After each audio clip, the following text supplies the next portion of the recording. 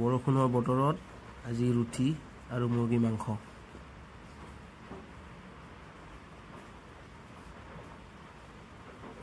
মাংসখিনি আমি প্ৰথমতে মেৰিনেট কৰি ল'ম।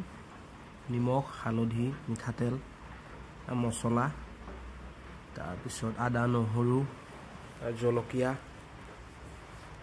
এইবোৰ দি ভালকৈ মিক্স কৰি ল'ম।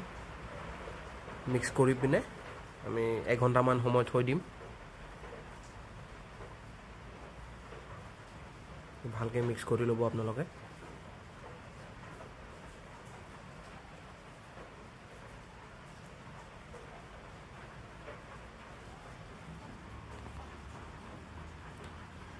এইখিনিতে আমি আটাখিনি আমি বনাই লৈছোঁ। মই এজন মানুহ 2খন বা 3খন হ'লে হ'ব। আপোনালোকে আপোনালোকৰ প্ৰয়োজন অনুযায়ী আটাখিনি বনাই ল'ব। পানী দিছোঁ, অকণমান নিমখ দি ল'ব, ভালকৈ মাৰি ল'ব আটাখিনি।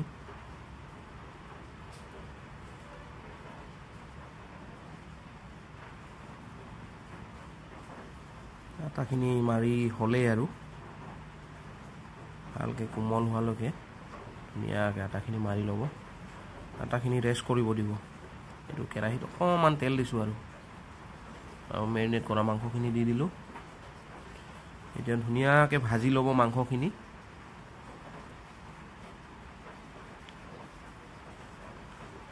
কেৰাহীত যাতে লাগি নাযায় সেইটো চাব আপোনালোকে, মাজে মাজে লাৰি থাকিব।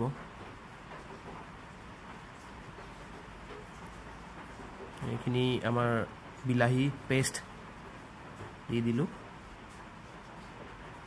লগতে দিলোঁ এইখিনি পিঁয়াজৰ পেষ্ট। ভাল হয়, গ্ৰেভিটো ভাল হয় এইখিনি দিলে।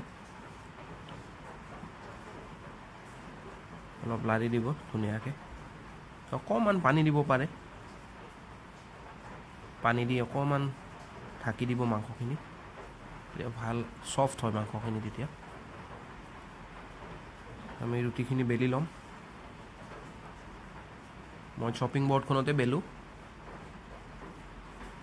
বেচেলাৰ মানুহ চলি যায় আৰু। ইয়াতে অকণমান জেং মছলা দি দিছোঁ মাংস আঞ্জাখনত।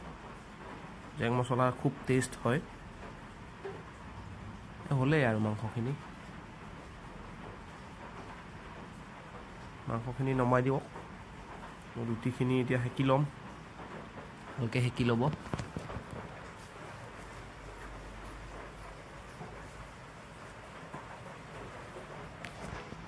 পুৰি লৈছোঁ অকণমান, নুফুলিলে বেছি হ'ব আৰু চলি যাব।